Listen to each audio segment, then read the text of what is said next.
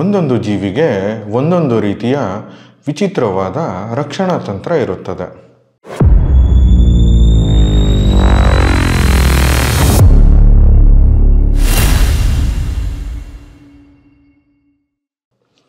ನಮಸ್ಕಾರ, 64 ಚಾನೆಲ್ಗೆ ಸ್ವಾಗತ. ನಾನು ಚಂದನ್.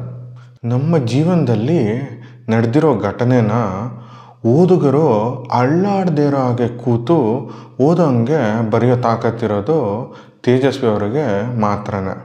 ಅವರು ಅಡುಗೆ ಮಾಡಿದ್ದ ಕತೆ ಇರ್ಬೋದು, ಇಲ್ಲ ಅವರ ನಾಯಿ ಕಿವಿ ಜೊತೆ ಬೇಟೆಯಾದಿದ್ದ ಪ್ರಸಂಗ ಇರ್ಬೋದು, ಎಲ್ಲವೂ ತುಂಬ ರಸವತ್ತಾಗಿ ಬರೆದಿದ್ದಾರೆ. ಅವರ ಪ್ರತಿಯೊಂದು ಕಥೆನೂ ನಮಗೆ ಒಂದು 4D ಅನುಭವವನ್ನು ಕೊಡುತ್ತೆ. ಇವತ್ತು ನಾವು ಪರಿಚಯ ಮಾಡ್ಕೋತಾ ಇರೋ ಪುಸ್ತಕನೂ ಕೂಡ ಇದೇ ಕೆಟಗರಿಗೆ ಸೇರಿದ್ದು. ನಾವು ಓದಿದ ವಿಭಾಗದಲ್ಲಿ ಇವತ್ತು ನಾವು ಪರಿಚಯ ಮಾಡ್ಕೋತಾ ಇರೋ ಪುಸ್ತಕ ಪರಿಸರದ ಕತೆ. ಲೇಖಕರು KP ಪೂರ್ಣಚಂದ್ರ ತೇಜಸ್ವಿ. ಪ್ರಕಾಶಕರು ಪುಸ್ತಕ ಪ್ರಕಾಶನ. ಪುಟಗಳು 147, ಬೆಲೆ 99 ರೂಪಾಯಿಗಳು. Genre environment. ಈ ಪುಸ್ತಕದಲ್ಲಿ ಪರಿಸರದೊಂದಿಗೆ ಒಡನಾಡುವಾಗ ತೇಜಸ್ವಿಯವರಿಗೆ ಆದ ಸುಂದರವಾದ ಹಾಗೂ ಹಾಸ್ಯಭರಿತ 14 ಘಟನೆಗಳ ಸಣ್ಣ ಕಥೆಗಳು ಇವೆ. ತೇಜಸ್ವಿಯವರ ಬರಹ ಅಂದರೆ ಕೇಳಬೇಕಾ, ಒಂದಕ್ಕಿಂತ ಒಂದು ಸೂಪರ್ ಆಗಿರುತ್ತೆ ಮತ್ತು ಕಣ್ಣಿಗೆ ಕಟ್ಟೋ ಹಾಗೆ ಇರುತ್ತೆ. ಈ ಪುಸ್ತಕನೂ ಕೂಡ ಹಾಗೆ. ಅಲ್ಲಿ ಬರೆದಿರೋದು ಓದಿದ್ರೆ ನಮಗೆ ನಮ್ಮ ಮುಂದೆನೇ ಕತೆ ನಡೀತಾ ಇದೆಯೇನೋ ಅಂತ ಅನ್ಸೋಕ್ಕೆ ಸ್ಟಾರ್ಟ್ ಆಗುತ್ತೆ. ಮತ್ತು ತೇಜಸ್ವಿಯವರ ಬರಹ ತುಂಬ ಸಿಂಪಲ್ಲು, ಯಾರು ಬೇಕಾದರೂ ಓದ್ಬೋದು. ಎಸ್ಪೆಷಲಿ ನಾನು ಏನು ಓದೋಕ್ಕೆ ಸ್ಟಾರ್ಟ್ ಮಾಡಲಿ ಅಂತ ಯೋಚನೆ ಮಾಡ್ತಿರೋರಿಗೆ ಈ ಪುಸ್ತಕ ಹೇಳಿ ಮಾಡಿಸಿದ್ದು.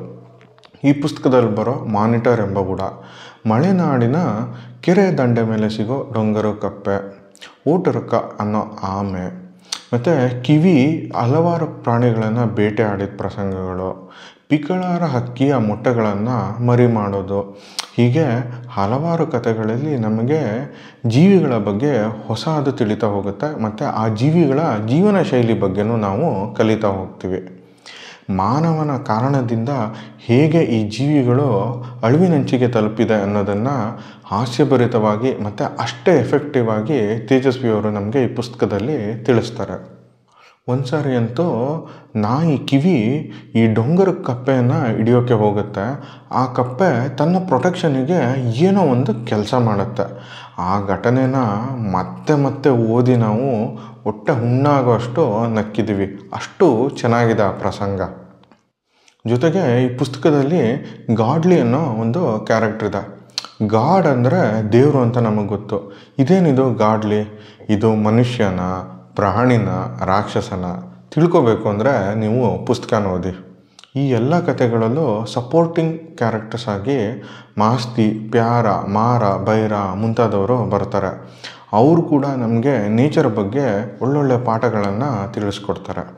ಈ ಕಥೆಗಳಲ್ಲಿ ಮಲೆನಾಡಿನ ವೈಭವ, ಅವರ ಸಂಸ್ಕೃತಿ, ಅವರ ಆಹಾರ ಕ್ರಮ, ಅವರ ಜೀವನ ಶೈಲಿ ಮತ್ತು ಅವ್ರ ಮೂಢನಂಬಿಕೆ ಇದ್ರ ಬಗ್ಗೆನೂ ಕೂಡ ಬೆಳಕು ಚೆಲ್ಲಿದ್ದಾರೆ. ಎಂಟನ ಪುಂಗಿ, ಕಾಳಪ್ಪನ ಕೋಬ್ರಾ, ಕಕ್ಕುಟ ಪಿಶಾಚ, ಈ ಕಥೆಗಳನ್ನು ಮಿಸ್ ಮಾಡೋ ಹಾಗೆ ಇಲ್ಲ, ಅಷ್ಟು ಸೂಪರ್ ಆಗಿದ್ದಾವೆ. ಮತ್ತು ಈ ಪುಸ್ತಕ ಒಂದು ಕಲೆಕ್ಟಿಬಲ್ ಅಂತಲೇ ಹೇಳ್ಬೋದು. ವಯಸ್ಸಿನ ಭೇದ ಭಾವ ಇಲ್ಲದೆ ಎಲ್ಲರೂ ಓದೋ ಅಂಥ ಪುಸ್ತಕನೇ ಇದು. ಈ ಪುಸ್ತಕದಲ್ಲಿ ಸುಷ್ಮಿತಾ ಮತ್ತು ಹಕ್ಕಿಮರಿ ಅಂತ ಒಂದು ಕಥೆ ಇದೆ. ಇದು ನಮಗೆ PUCಲಿ ಕನ್ನಡ ಟೆಕ್ಸ್ಟ್ ಬುಕ್ಕಲ್ಲಿ ಕೂಡ ಇತ್ತು. ನೀವು ಈ ಪುಸ್ತಕನ ಕೊಂಡೋಗ್ತೀರಾ ಅಲ್ವಾ? ಬನ್ನಿ, ಈ ಪುಸ್ತಕದಿಂದ ಒಂದು ಸಣ್ಣ ಪ್ಯಾರಾಗ್ರಾಫು ನಿಮಗೋಸ್ಕರ. ಅದಕ್ಕೂ ಮುಂಚೆ ನಾವು ಮಾಡ್ತಿರೋ ಈ ಕನ್ನಡ ಪುಸ್ತಕವನ್ನು ಪರಿಚಯಿಸೋ ಕೆಲಸ ನಿಮಗೆ ಇಷ್ಟ ಆಗಿದೆ ಅಂದರೆ ದಯವಿಟ್ಟು ನಮ್ಮ ಚಾನಲ್ಗೆ ಸಬ್ಸ್ಕ್ರೈಬ್ ಆಗಿ, ಈ ವಿಡಿಯೋನ ಲೈಕ್ ಮತ್ತು ಶೇರ್ ಮಾಡೋದು ಮರಿಬೇಡಿ. ಮೊದಲನೇ ಪಾರ. ಒಂದೊಂದು ಜೀವಿಗೆ ಒಂದೊಂದು ರೀತಿಯ ವಿಚಿತ್ರ ರಕ್ಷಣಾ ತಂತ್ರ ಇರುತ್ತದೆ. ಈ ಕೆರೆ ದಡದಲ್ಲಿ ಕಂಡ 2-3 ತಮಾಷೆಯಾದ ರಕ್ಷಣಾ ತಂತ್ರಗಳನ್ನು ನಿಮಗೆ ಹೇಳುತ್ತೇನೆ. ಈ ಕೆರೆಯ ದಡದಲ್ಲಿ ಯಾವಾಗಲೂ ದೊಡ್ಡ ಡೊಂಗರು ಕಪ್ಪೆಗಳು ಜೊಂಡಿನೊಳಗೆ ಅವಿತು ಕುಳಿತಿರುತ್ತಿದ್ದವು. ಕೆಲವಂತೂ ತಿಂದು ತಿಂದು ಟೊಣೆಯಾಗಿ 1 kg ತೂಕ ಇರುತ್ತಿದ್ದವು. ಇವುಗಳ ಕಾಲುಗಳನ್ನೇ ಈಗ ಖಾದ್ಯ ಪದಾರ್ಥಗಳಾಗಿ ಹೊರ ದೇಶಗಳಿಗೆ ರಫ್ತು ಮಾಡುತ್ತಿರುವುದು. ಈ ಕಪ್ಪೆಗಳ ಚರ್ಮವು ಹುಲ್ಲಿನಷ್ಟೇ ಹಸಿರು ಬಣ್ಣ ಇರುವುದರಿಂದ ಇವುಗಳ ಸಮೀಪ ಹೋಗುವವರೆಗೂ ಇವು ಕಣ್ಣಿಗೆ ಕಾಣುತ್ತಿರಲಿಲ್ಲ. ಅನಂತರ ಇವು ಒಮ್ಮೆಲೆ ನಾವು ಬೆಚ್ಚಿ ಬೀಳುವಂತೆ ದುಡುಂ ಎಂದು ಕೆರೆಯ ನೀರಿಗೆ ನೆಗೆದು ಬಿಡುತ್ತಿದ್ದವು. ಕಿವಿ ಇವುಗಳನ್ನು ಹಿಡಿಯಬೇಕೆಂದು ಎಷ್ಟೇ ಪ್ರಯತ್ನಿಸಿದರೂ ಇವು ಕಿವಿ ಬಾಯಿಗೆ ಸಿಗುತ್ತಿರಲಿಲ್ಲ. ಪ್ರತಿ ಸಾರಿ ಇವು ನೀರಿಗೆ ಹಾರುವಾಗಲೂ ಪಿಚಕಾರಿ ಹೊಡೆದಂತೆ ಹಿಂದಿನಿಂದ ಉಚ್ಚೆ ಹಾರಿಸುತ್ತಾ ನೀರಿಗೆ ನೆಗೆಯುತ್ತಿದ್ದವು. ಇವು ಹೆದರಿ ಹೀಗೆ ಉಚ್ಚೆ ಉಯ್ಯುತ್ತಾ ಹಾರುತ್ತವೆ ಎಂದು ತಿಳಿದಿದ್ದೇನೆ ಹೊರತು ಇದೊಂದು ಇವುಗಳ ರಕ್ಷಣಾ ತಂತ್ರ ಎಂದು ಭಾವಿಸಿರಲಿಲ್ಲ. ಆದರೆ ಒಮ್ಮೆ ಕಿವಿ ಒಂದು ಡೊಂಗರು ಕಪ್ಪೆಯನ್ನು ಹೇಗೋ ದಡದಿಂದಲೇ ಪತ್ತೆ ಮಾಡಿ ಅದನ್ನು ಹಿಡಿದೇ ಬಿಡುವಷ್ಟು ಹತ್ತಿರಕ್ಕೆ ಬಾಯಿ ಹಾಕಿತ್ತು. ಆದರೆ ಕೊನೆಯ ಗಳಿಗೆಯಲ್ಲಿ ಆ ಕಪ್ಪೆ ಅಲ್ಲಿಂದ 2 ಮಾರು ದೂರ ಇದ್ದ ಕೆರೆಗೆ ಒಂದೇ ಹಾರಿಗೆ ಚೆಂಗನೆ ನೆಗೆಯಿತು. ನೆಗೆಯುತ್ತಾ ಕಿವಿಯ ಮೂತಿಗೆ ಸರಿಯಾಗಿ ಉಚ್ಚೆಯ ಪಿಚಕಾರಿ ಹೊಡೆಯಿತು. ಮೊದಲು ಬಹುಶಃ ಕಿವಿಯ ಗಮನಕ್ಕೂ ಅದು ಬಂದಿರಲಾರದು, ಏಕೆಂದರೆ ಅದು ಕಪ್ಪೆ ಹಾರಿದತ್ತಲೇ ಗಮನ ಕೊಡುತ್ತಾ ಏನೂ ಆಗದ ಹಾಗೆ ಓಡಾಡುತ್ತಿತ್ತು. ಆದರೆ ಸುಮಾರು 5 ನಿಮಿಷದ ನಂತರ ತರುವಾಯ ತಲೆ ಕೊಡುತ್ತಾ ಜೊಲ್ಲು ಸುರಿಸುತ್ತಾ ಇಂಗು ತಿಂದ ಮುಖ ಮಾಡಿಕೊಂಡು ಓಡಿ ಬಂತು. ನಾಯಿಗಳಿಗೆ ಮನುಷ್ಯರಂತೆ ಎಂಜಲು ಉಗಿಯಲು ಬರುವುದಿಲ್ಲ. ಆದ್ದರಿಂದ ಅದು ಹುಚ್ಚು ನಾಯಿಗಳ ಥರ ಬಾಯಿಂದ ಜೊಲ್ಲು ನೊರೆ ಸುರಿಸುತ್ತಾ ಹುಲ್ಲಿಗೆ ಬಾಯಿ ಹಾಕಿ ತಿಕ್ಕುತ್ತಾ ಹೊರಳಾಡಿತು. ಕಪ್ಪೆ ಅದರ ಬಾಯಿಗೆ ಉಚ್ಚೆ ಉಗಿದಿದ್ದನ್ನು ನೋಡಿಲ್ಲದಿದ್ದರೆ ಖಂಡಿತ ಅದಕ್ಕೆ ಏನೋ ಕಾಯಿಲೆ ಬಂದಿದೆ ಎಂದು ಶಂಕಿಸುತ್ತಿದ್ದೆ. ಇನ್ ಕೇಸ್ ನೀವು ಆಲ್ರೆಡಿ ಏನಾದರೂ ಈ ಪುಸ್ತಕ ಓದಿದರೆ ನಿಮ್ಮ ಅನಿಸಿಕೆನ ಕಮೆಂಟ್ ಮೂಲಕ ತಿಳಿಸೋದು ಮರಿಬೇಡಿ. ವಿಡಿಯೋ ನೋಡಿದ್ದಕ್ಕಾಗಿ ಧನ್ಯವಾದಗಳು. ನಾನು ಚಂದನ್, ಸೈನಿಂಗ್ ಆಫ್.